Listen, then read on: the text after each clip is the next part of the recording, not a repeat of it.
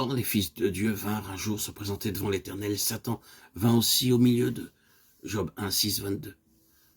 Après les quelques mots d'introduction concernant Job, voici les cieux qui s'ouvrent devant nous, et nous assistons à une sorte de conseil dans l'au-delà. Le voile est momentanément levé sur l'invisible, et nous voyons Dieu sur son trône, siégeant au milieu de l'assemblée des saints. Ces jours d'audience à la cour du roi des rois. Et les fils de Dieu, les anges, se présentent pour rendre compte de leur mandat. Satan se présente aussi parmi eux.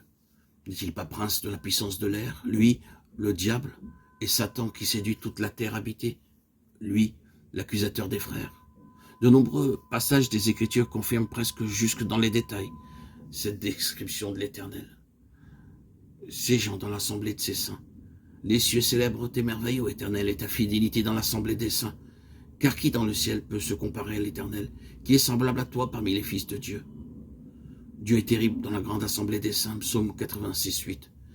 Daniel voit et entend les saints se parler l'un à l'autre des desseins de Dieu pour la terre. La sentence prononcée sur Nebuchadnezzar semble avoir été par toute l'assemblée des saints. À l'un d'eux est confié le soin de faire connaître à l'intéressé le décret et d'exécuter celui-ci. Zacharie voit le souverain sacrificateur qui se tient devant l'ange de l'Éternel. Et, nous dit-il, ceux qui étaient près de Josué reçurent l'ordre d'ôter les vêtements sales et de le revêtir de vêtements blancs. Il apparaît d'après les textes qu'il y a des degrés d'autorité dans cette assemblée céleste.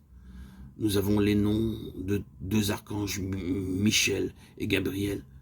Il est question de 7 anges de la présence, en plus des veillants, dont il est fait mention au livre de Daniel.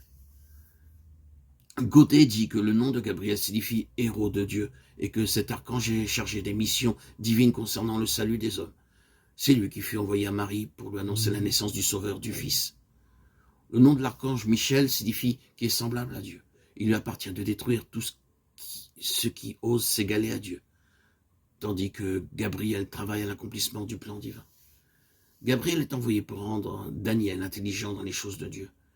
Et nous voyons Michel, l'un des principaux princes, venir au secours du messager divin envoyé à Daniel, le serviteur bien-aimé. C'est aussi l'archange Michel, prince puissant, qu'elles sont confiés les intérêts du peuple de Dieu, qui dispute à Satan le corps de Moïse. Jude 9.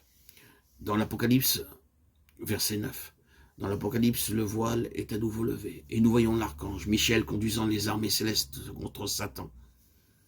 À la tête des légions des ténèbres, le prince de la puissance de l'air est alors définitivement rejeté hors des lieux célestes. Il est précipité sur la terre et tous ses anges avec lui. Nous ne pouvons citer que ces quelques passages lesquels donnent un aperçu des lieux célestes. D'autres textes nous disent la haute vocation en Jésus-Christ de ceux qui autrefois étaient éloignés de Dieu, morts dans leurs fautes et leurs péchés. Les anges sont des esprits serviteurs envoyés pour assister ceux qui doivent hériter du salut. Car les rachetés d'entre les hommes sont appelés non seulement à se tenir devant le trône de Dieu, mais à être co-héritiers du Christ, lequel est assis sur le trône du Père.